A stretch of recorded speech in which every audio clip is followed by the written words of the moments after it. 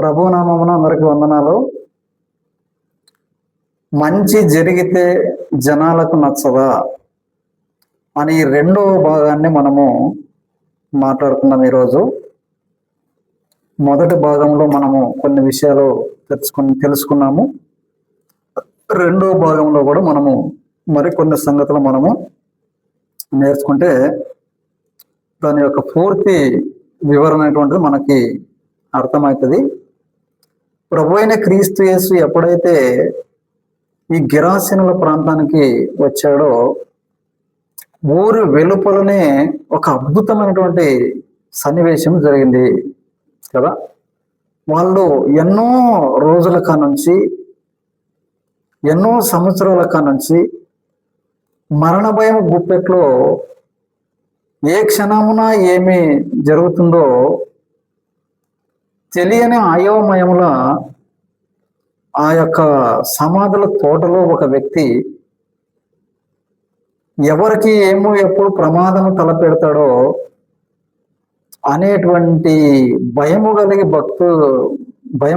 భయము గుప్పెట్లో బ్రతుకుతున్న వాళ్ళు పలుమార్లు వారిని బంధించే ప్రయత్నము చేసినప్పటికీ ఆ ప్రయత్నమంతా విఫలము కావడము, ప్రభు అయిన యేసుక్రీస్తు ఆ యొక్క ప్రాంతానికి రావడము, వాళ్ళు అన్ని రోజులు అన్ని సంవత్సరాలు చేయలేని పని ఒకే మాటతో కేవలము ఆ వ్యక్తిని సాధుపరచడం కదా.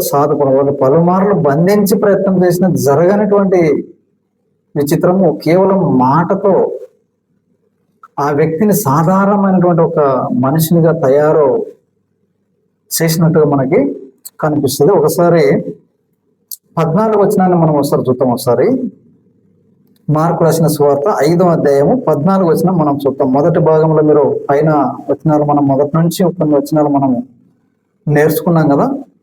ఇప్పుడు 14 వచనం నుంచి మనము నేర్చుకున్నాం. ఆ పందులు మేపుచున్న వారు పోయి పట్టణములోను గ్రామములోను ఆ సంగతి తెలియజేసిరి. జనులు జరిగినది చూడ వెళ్ళి యేసునొద్దకు వచ్చి, సేనాను దయ్యములు పట్టినవాడు బట్టలు ధరించుకొని స్వస్థత చిత్తుడై కూర్చుని ఇండుట చూచి భయపడిరి. ఎవరికి భయపడ్డారంట? ఆ సమాధులలో తిరిగినటువంటి వ్యక్తి సాధారణ వ్యక్తిగా మారిపోయి, అంతకుముందు ఆయన శరీరానికి బట్టలు లేవు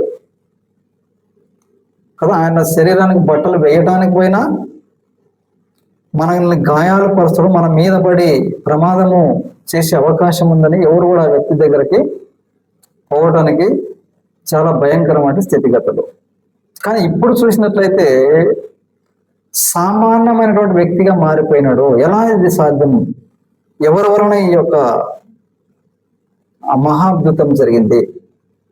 ప్రభు అయిన క్రీస్తు యేసు ద్వారా అలాంటి వ్యక్తి ఒక సామాన్యునిగా మారిపోవడము, అయ్యా నీవు ఈ ఊరి వెలుపలనే మాము చేయలేని ఒక పనిని మీరు చేశారు కాబట్టి మీకు వందనాలు.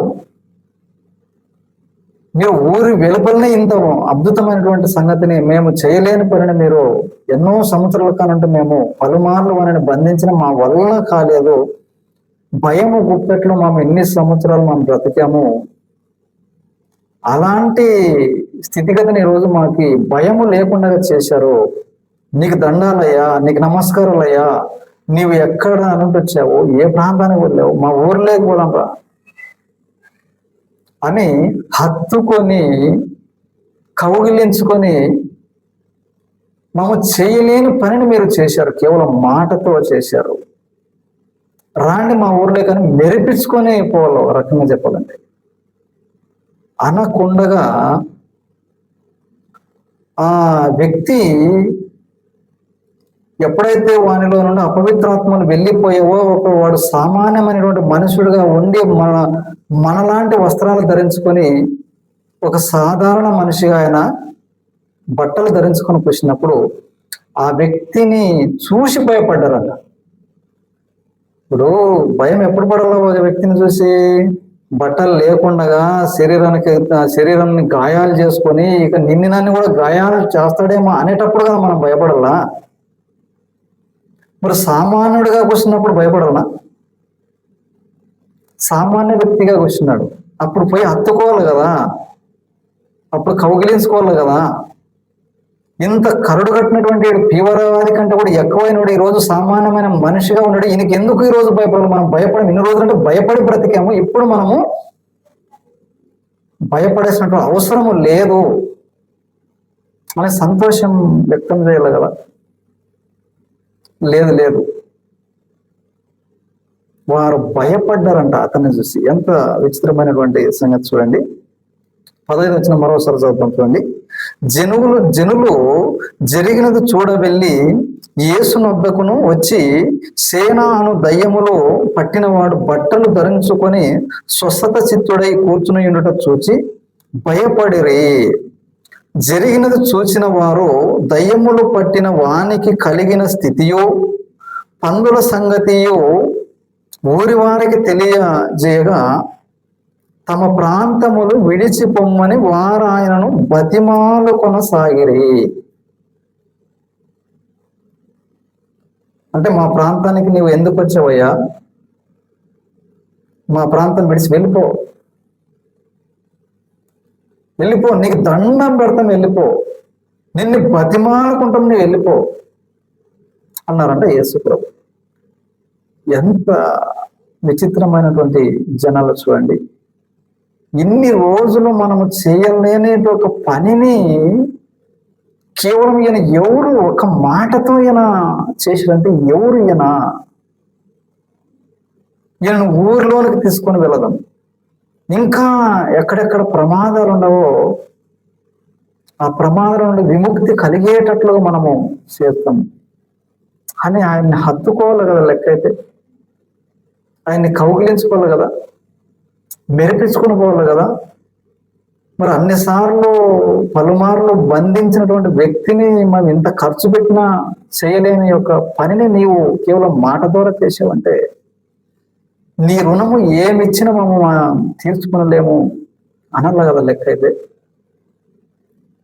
వాడు స్వస్థత చిత్తుడై బట్టలు వేసుకొని కృషినింటే సామాన్యమైనటువంటి వ్యక్తిగా ఉంటే వానికి భయపడ్డారంట. భయపడి ఆ పందుల స్థితిగతులు తెలుసుకొని, ఇక మా ప్రాంతం విడిచి నీవు పో అంటే, మా ప్రాంతానికి నీవు రాకుండా ఉన్నింటనే మాకు మేలు అనేటప్పుడు బతిమాల మన బతిమాల బయటికి అక్కడ తోలుతారంటే విచిత్ర సంగతి ఏంటండి. అంటే వీడు బాగా కాకుండా వీడు ఇలానే ఉండడమే వారికి ఇష్టము కదా. మంచి జరిగింది కదా, మంచి జరిగితే జనాలకు నచ్చదు కదా. మంచి జరిగింది కదా, వాళ్ళకి మంచి కదా జరిగింది, వాళ్ళకి చేయలేని ఒక పనులు కదా యేసు చేసింది. మంచి జరిగింది కదా వాళ్ళకి. ఈరోజు ఆ ప్రాంతాలకి ఆడళ్ళు మొగళ్ళు నిబ్బరంగా తిరుగులాడచ్చు, భయం లేదు. ఒక వ్యక్తి ఈ విధంగా కేకలు వేసుకుంటూ శరీరాన్ని గాయం చేస్తూ ఎప్పుడు నీ మీద నా మీద పడి ఏమి చేస్తాడో అని అరచేతిలో ప్రాణాలు పెట్టుకుని మనం ఈ యొక్క ప్రాంతాల్లో మనం తిరుగులాడుకుని పనులు చేసుకుంటాం కదా. ఈ రోజు అలాంటి భయం మనకు అక్కర్లేదు. ఆ వ్యక్తితో మనం ఎన్నో రోజులు భయపడ్డాము. ఇప్పుడు సామాన్య వ్యక్తి, మనకు భయం లేదు కదా అనకుండగా ఆ వ్యక్తి అలానే వానికి మంచి జరగకూడదు, మా ప్రాంతం విడిచి వెళ్ళిపో అనేటువంటి స్థితిలోనికి ఈ జనాభా వచ్చిందంటే ఎంత విచిత్రం చూడండి కదా. ఒకసారి మత్తయి రాసినటువంటి సువార్త చూద్దాం. మంచి జరిగితే జనాలకి నచ్చదా అని మనము రెండవ భాగాన్ని మనం మాట్లాడుతున్నాం కాబట్టి, మత్తయి రాసినటువంటి సువార్త 27వ అధ్యాయం 20 వచనాన్ని మనము చూద్దాం ఒకసారి. మత్తయి రాసిన సువార్త 27వ అధ్యాయము 20వ వచనాన్ని చూద్దాం ఒకసారి. 20 నుంచి మనం కొన్ని వచనాల కిందకి చదువుకుంటూ పోదాం ఒకసారి. ప్రధాన యాజకులను, పెద్దలను, ఇక్కడ ఇంకా సందర్భం ఏంటంటే ప్రభు అయిన యేసుక్రీస్తు అరెస్ట్ అయ్యి న్యాయపు తీర్పులో నిలబడ్డాడు. యేసు ప్రభు ఆ పిలాతు ముందర నిలబడ్డాడు కదా యేసు ప్రభు న్యాయపు తీర్పులో. ఈ జనమంతా ప్రధాన యాజకులు వీళ్ళంతా కొంతమందిని ప్రేరేపణ చేసి ఏమన్నట్టు చూడండి ఒకసారి 20 వచనం చూద్దాము. ప్రధాన యాజకులను, పెద్దలను బరబ్బను విడిపించమని అడుగుటకును యేసును సంహరించుటకును జనసమూహమును ప్రేరేపించిరి. ఈ ప్రధాన యాజకులు, శాస్త్రులు, ఈ పెద్దలు అనేటువంటి వాళ్ళు ఉండరు కదా, కొంతమందికి డబ్బిచ్చో లేకుంటే తాపి తినబెట్టి కదా ఈ జనాలు, పిచ్చి జనాలు ఉంటారు కొంతమంది. వీళ్ళకి తెలివి, జ్ఞానం అనేటువంటిది ఏముండదు. ఏ తిన్నిక, కడుపునిండా తాగనిక ఇస్తే ఏం పోయి పని చేయండి అంటే ఆ పని చేసేటువంటి కొంత జనసంఖ్య ఎక్కడైనా ఉంటుంది. అది ఈ రోజుల్లో కూడా ఉంటారు.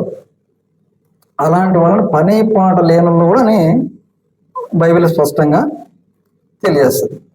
అలాంటి వ్యక్తులని కొంతమందిని ప్రేరేపించి ఈ న్యాయపు తీర్పు దగ్గరికి పంపించి ఈ ప్రభు అయిన యేసుక్రీస్తుని సిలువ వేసి చంపండి, మాకు బరబ్బను విడుదల చేయండి అనే దానికి వీళ్ళు ప్రేరేపించారంట ఆ జనాలని. అంటే బరబ్బ అనేటువంటి దొంగ చెరసాలలో ఉన్నాడు. ఈ చెరసాలలో ఎందుకున్నాడు ఆయన? దొంగలని సమాజంలో ఉంటే జనాలకి మంచి జరగదు, భయం గుప్పెట్లో ఉంటుంది. ఒక దొంగ పలానా ఊర్లో తిరుగుతున్నాడు అంటే మనం క్షేమంగా నిద్రపోగలమా? నిద్రపోలేం కదా.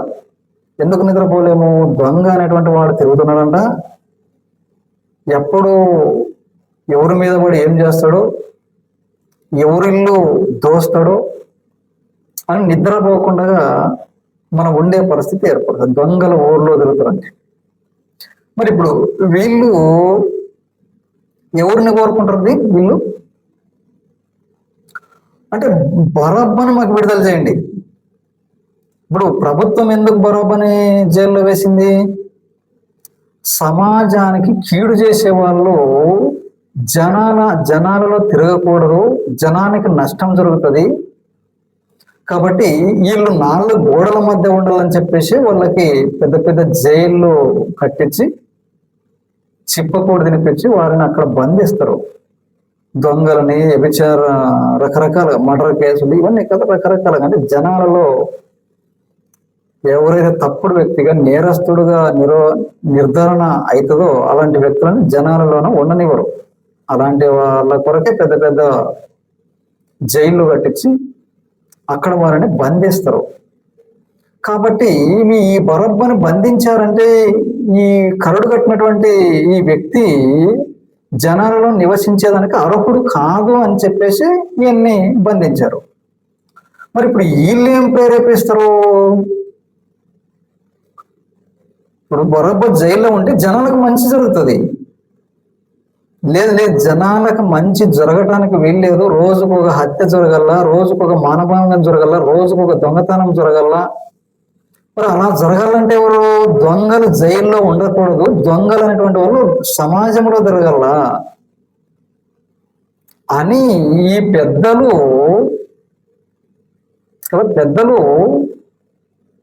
ప్రేరేపించారంట. మరి ఇప్పుడు ఈ పెద్దలే కదా, ఈ బీర్ షాపులు ఉండేవి పెద్దలవే, వీళ్ళే లాయర్లు. ఇప్పుడు కేసు వాదించాలంటే మన డబ్బు తీసుకొని రావాలి కదా. అలా ప్రేరేపించారంట. మరి ప్రభు ఏం చేశాడు? వాళ్ళకి ఏం కీడు చేశారు? ప్రభు 5,000 మందికి 5 రొట్టెలు 2 చేపలు ఆహారం పెట్టడం తప్ప ఎంతో మందికి కళ్ళు కనపడిన వాటికి కళ్ళు ఇచ్చినది తప్ప, ఎంతో మంది చనిపోయినటువంటి వాళ్ళని లేపడం తప్ప,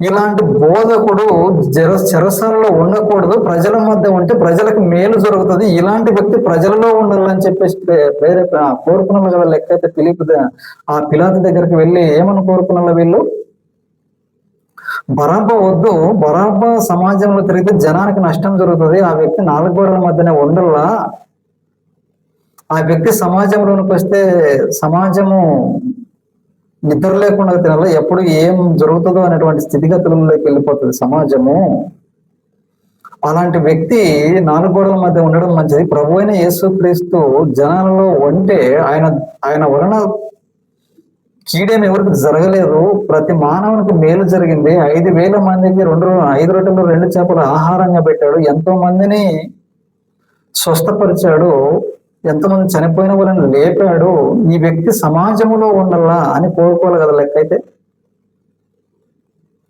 లేదు, మంచి అనేటువంటి వాడు చెరసాలలో ఉండాలా, దొంగ అనేటటువంటి వాడు జనారణ్యంలో తిరగల, అంటే జనాలకి మంచి జరగకూడదు, జనాలకి ఏం జరగకూడదు, నీవు మంచి చేయకుండా చింతలేదు, మంచి జరగాలని కోరుకోవాలి కదా. లేదంట, ఈ ప్రధాన యాజకులు, శాస్త్రులు, పరిచయులు వీళ్ళంతా పని పాట లేని కొందరిని వ్యక్తులను తయారు చేసి వారికి తిన్నిక తాగనిక ఇచ్చి మాకు బరబ్బను విడుదల చెయ్యి, యేసుని సిలువ వేసి చంపండి అని కేకలు వేయడం ప్రారంభిస్తారు. మనం ఇక్కడ ఈ వచనాలలో మనం చూసినట్లయితే అది ఎంత విచిత్రమైనటువంటి సమాజము ఉంది చూడండి ఒకసారి మనం ఆలోచన చేస్తే. అందుకే ఈ పాఠానికి మనం ఏం పెట్టుకున్నాము, మంచి జరిగితే జనాలకి నచ్చదు. కాబట్టి ఇంకొక వాక్యాన్ని మనం చూసుకొని ముగిస్తాము ఒకసారి. అపోస్తుల కార్యములు 13వ అధ్యాయము, అపోస్తుల కార్యములు 13వ అధ్యాయము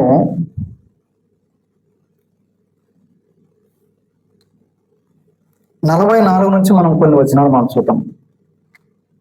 అప్పుడు బర్నబా, పౌలు దేవుని వాక్యాన్ని ప్రకటించేదానికి వాళ్ళు ప్రయాసపడుతూ ఉండగా ఆ పట్టణమంతయు దేవుని వాక్యం వినడానికి వచ్చారు అని మనం చదువుకుంటాం. చూడండి 13వ అధ్యాయం 44 వచనం చూద్దాం ఒకసారి. అపోస్తుల కార్యాలు.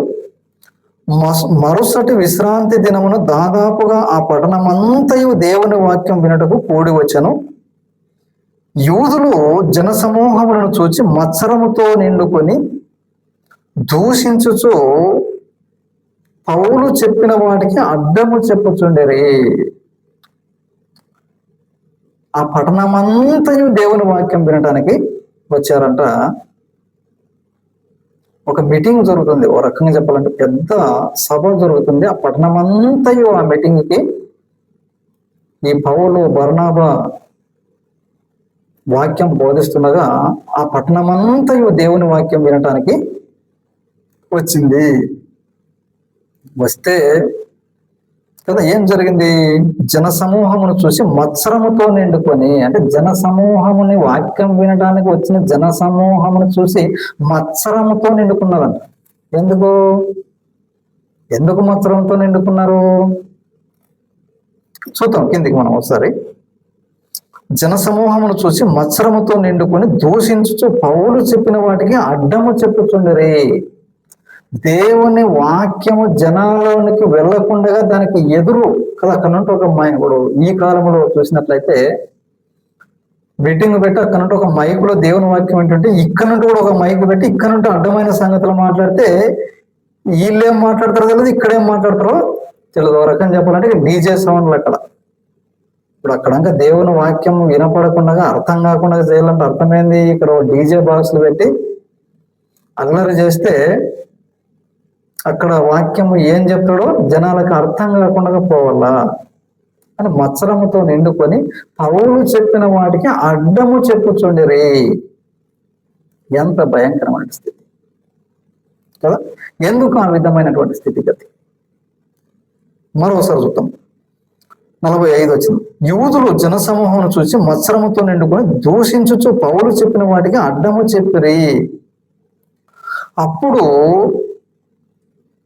46 వచ్చిన. అప్పుడు పౌలును బర్నబాయు ధైర్యముగా ఇట్లనిరి, దేవుని వాక్యం మొదట మీకు చెప్పుట అవకాశముగానే అయినను మీరు దానిని త్రోసివేసి మిమ్మును మీరే నిత్య జీవమునకు అపాత్రులుగా ఎంచుకొనుచున్నారు.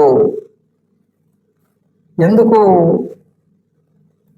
ఇప్పుడు దేవుని వాక్యము ఆ పఠనమంతా వింటే మేలే కదా. దేవుని వాక్యం వింటే దేవుని వాక్యం ఏం బోధిస్తుంది? వ్యభిచారము చేయకూడదు, మోహపు చూపు చూడకూడదు, నరహత్య చేయకూడదు, మీరు తాగరాదు, తినరాదు, నీతిగా నిజాయితీగా తల్లిదండ్రులను ప్రేమించుతూ, అన్నదమ్ములను గౌరవిస్తూ, తోటి సహోదరుని ప్రేమిస్తూ,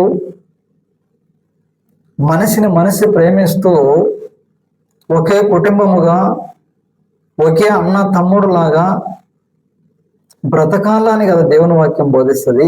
మరి ఆ యొక్క వాక్యాన్ని వినటానికి వచ్చినప్పుడు ఆ వాక్యం అంతా పట్టణమంతా వచ్చి వాక్యం విన్నప్పుడు ఆ వాక్యం కనుక వచ్చినటువంటి వారందరికీ అర్థమైతే కళ్ళు తాగుతాడు, కళ్ళు మానేస్తాడు, బీడి తాగుతాడు, బీడి మానేస్తాడు, వ్యభిచారం చేస్తాడు, వ్యభిచారం చేయకుండా మానేస్తాడు, దొంగతనం చేస్తాడు, దొంగతనం మానేస్తాడు కదా. ఇవన్నీ ఆగిపోతావు కదా. ఇది మంచిదే కదా, మంచి జరుగుతుంది కదా. దేవుని వాక్యం వినితే రేపు నుండి ఈ పట్టణంలోన గలిబిలి ఉండదు, అందరూ మారిపోతారు, ఇది మంచిదే కదా అనుకోవచ్చు కదా. ఎందుకు అడ్డం చెప్తారు? వీళ్ళంటే ఇదే ఈ శాస్త్రులు కానీ, పరిచయులు కానీ, ప్రధాన యాజకులు కానీ వీళ్ళే డబ్బు సంపాదించుకుని వీళ్ళే బిర్యానీ షాపులు కదా, లిక్కర్ షాపులు అంటారు, లిక్కర్ షాపులు కదా, రకరకాలుగా మనిషిని నాశనం చేసేటువంటి ప్రతిదీ వీళ్ళ దగ్గరే ఉంటారు కదా. మరి ప్రతి ఒక్కడు దేవుని వాక్యం విని మారిపోతే రేపు లిక్కర్ షాపులు మూతపడతాయి కదా ఈ పట్టణంలో కదా. లిక్కర్ షాపులు మూతపడతాయి, విచారం దొరకకుంటే కదా మనకి కోర్టులో న్యాయం దొరకదు, న్యాయం దొరకకుంటే మనకి డబ్బు రాదు కదా. ఈ వాక్యం వినడం వలన ప్రజలందరూ మారిపోవడం వలన రేపు మనం ఎలా కదా, ఇంతే కదా. మరి ఎలా? మనం మాత్రము ఎవడు ఏ రకంగా పడి చనిపోయినా మనం మాత్రం దేవుడికి డబ్బు వస్తే చాలు అనుకునేటువంటి వీళ్ళు కొంతమందిని అల్లరి జనాన్ని తినబెట్టి తాపిచ్చి పోయి అడ్డము చెప్పండి, డీజే పెట్టండి అని అక్రమార్కులు చేసేటువంటి స్థితిగతులు.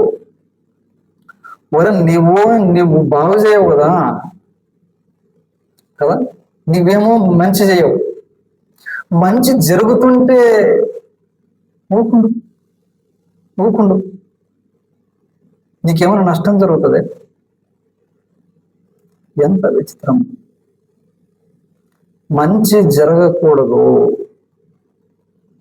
వాడు తిండిపోతుగానే ఉండాలి, తాగుబోతుగానే ఉండాలి, వ్యభిచారం చేసేవాడు వ్యభిచారిగానే ఉండాలా కదా. మనం ఇంతకుముందు చూసినట్టుగా వాడు బట్టలు లేకుండా తిరిగితేనే మేలు అనేటట్టుగా ఈ బరబ్బ అనేటువంటి దొంగ 4 గోడల మధ్యన ఉంటే బాగులేదు. జనారణ్యంలో తిరిగితే రోజుకో దొంగతనము, రోజుకో మానభంగము, రోజుకోగా హత్య ఇవన్నీ జరిగినప్పుడు ఎక్కడికి వాళ్ళు మన దగ్గరికి వస్తారు. ఏమయ్యా ఇట్లా జరిగే, తీసుకురాబు డబ్బు, నీకు న్యాయం కావాలి కదా. పై చదువులు, న్యాయగాళ్ళు వీళ్ళే, పోలీసులు వీళ్ళే కదా. ఎంత విచిత్రం! ఏం జరుగుతుంది సమాజంలో? మంచి చేయము, మంచి జరిగే ఓర్చుకోలేము. మంచి జరిగితే జనాలకి నచ్చదా? ఈ యొక్క వాక్య భాగము మీకు అర్థమయ్యింది అని నేను భావించుకుంటున్నాను. మొదటి భాగము రెండవ భాగం కూడా మనం వివరించుకున్నాం కదా. కాబట్టి ఈ యొక్క వాక్య భాగం అర్థమైందని భావించుకుంటాను. ఇంతటితో ఈ యొక్క వాక్యాన్ని ముగించి సెలవు తీసుకుంటాను. అందరికీ వందనాలు.